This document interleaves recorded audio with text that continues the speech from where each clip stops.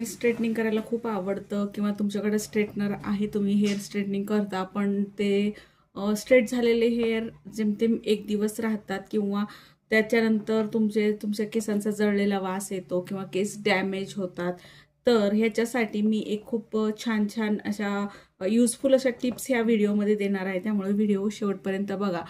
तर हे hair straightener आपण घेतलेलं असतं आणि हेअर स्ट्रेटनर कसं चालवायचं हे प्रोफेशनल लोक आपल्याला सांगत नाहीत, त्यामुळे आपण बाजारातून स्ट्रेटनर आणतो आणि सरळ आपल्या केसावरती जसे आहेत तसे हे आपण अप्लाय करतो. तर आपल्याला तात्पुरते स्ट्रेट केस वाटतात, पण ते लगेच एकतर होते तसे फ्रिझी होतात किंवा डॅमेज होतात, केस गळायला लागतात, केस तुटतात, जळतात. तर ह्याच्यापासून वाचण्यासाठी तुमचे डॅमेज न होता एकदम तुमचं पुढच्या वेळेस तुम्ही केस धुईपर्यंत तुमचे केस कसे स्ट्रेट राहतील त्यासाठी असे युजफुल अशा टिप्स ह्या व्हिडिओमध्ये मी सांगणार आहे, त्यामुळे व्हिडिओ शेवटपर्यंत नक्की बघा.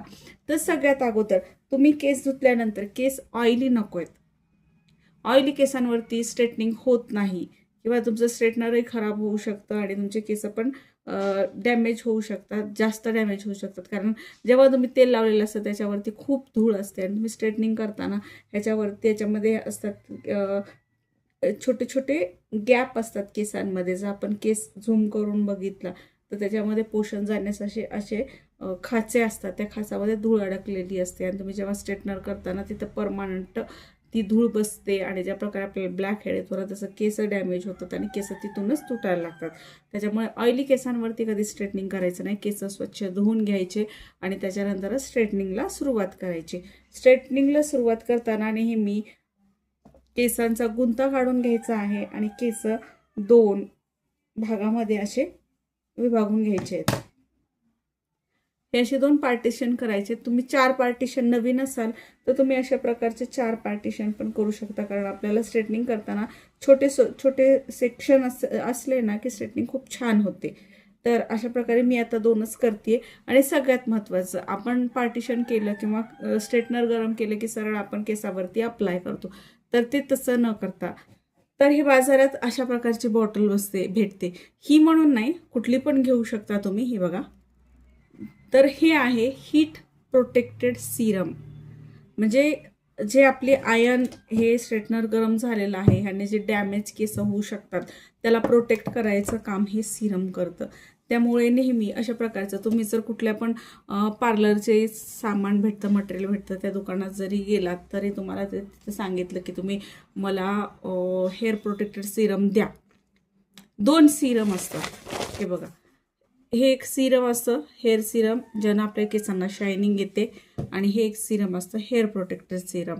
हे सिरम जे आहे ना ते पूर्णपणे ट्रान्सपरंट तेलासारखं असतं आणि हे सिरम जे आहे ते थोडंसं पांढरं क्रीमसारखं असतं.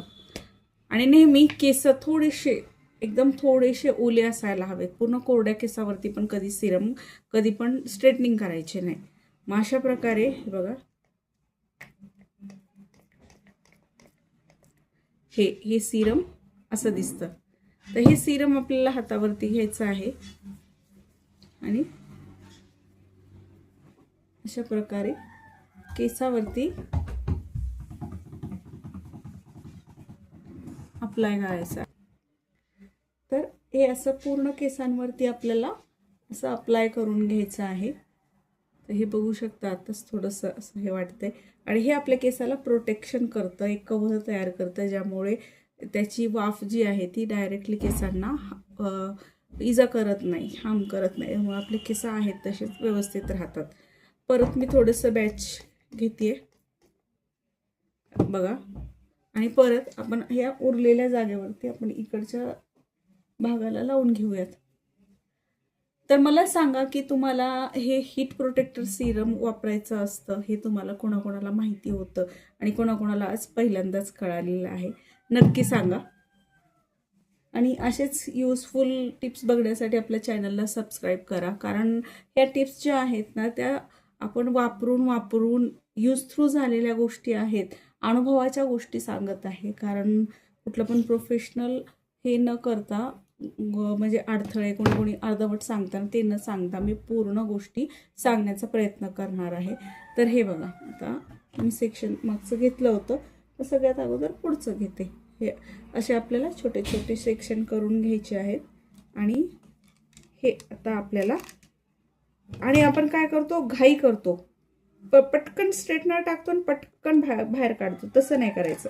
हलकं हलकं तिथे थोड्या वेळ ही स्ट्रेटनर थांबवायचं. म्हणजे ते केसाला आयनिंग व्हायला थोडंसं वेळ भेटेल ना. जर आपण डायरेक्ट असं खाली घेतलं तर ते होणार नाही. हे बघ, दिसते.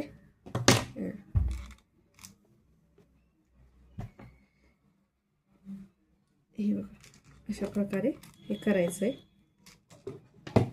आणि नेहमी स्ट्रेटनर करताना बघायचं की आपलं स्ट्रेटनर किती गरम झालेलं आहे.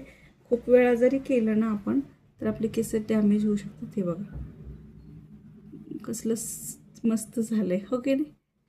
आता पुढचे वेळ केस करूयात आपण. तर हे सिरम वापरायला विसरू नका. जर तुम्ही स्ट्रेटनिंग किंवा केस कर्ल करत असाल, केसांना कुठल्याही प्रकारची हीट देत असाल, तर ह्या प्रकारचं सिरम वापरणं खूप गरजेचं असतं. आणि आपल्याला बहुतेक वेळा ही गोष्ट माहिती नसते. त्यामुळे आपण डायरेक्ट असं स्ट्रेटनर आणतो आणि डायरेक्ट केसांना लावतो. इवन आता ते व्हॉल्यूम क्रिएटर एक निघालेला आहे, तो पण एक सेटिंग कोमच आहे. तो सुद्धा वापरताना अशा प्रकारचे सिरम वापरायचे. कारण बहुतेक मुली असतात कॉलेजला जाणाऱ्या वगैरे, तर त्यांना खूप इच्छा असते आपली केस छान छान व्हावेत म्हणून. तर डायरेक्टली अशा मशीन्स आणून अप्लाय करतात केसावरती. त्याचबरोबर नेहमी स्ट्रेटनिंग करताना काय करायचं माहिती आहे का, 1-2 बोटाचं अंतर ठेवायचं. आपण जेव्हा मशीन वापरतो ना, मशीनमध्ये आणि आपल्या ह्या टाळूच्या स्किनमध्ये अंतर ठेवायचं. कारण हे खूप गरम असतं, चटका बसू शकतो आणि चटका खूप जोरात बसतो. अशा प्रकारे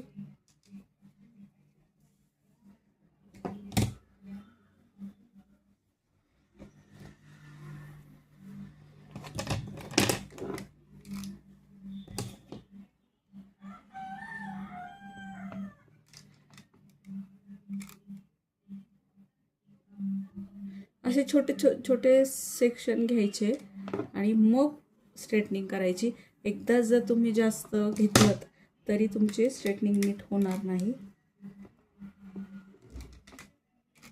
आणि शेवटी जर तुम्हाला कर्ल द्यायचा असेल आतल्या साईडनं, तर तुम्ही ते अशा प्रकारे करू शकता. हे बघा, असं करायचं. इथे पकडायचं. इथे जर गरम वाटत असेल तर कपडा घ्यायचा आणि अशा प्रकारे हळूहळू प्रेस करत सोडून द्यायचं. बघू शकता, छान वाटतंय ना. हे बघा, हे न केलेले केस आणि हे स्ट्रेट केलेले केस. लगेच इकडचे करून घेते आणि पुढच्या टिप्स देते.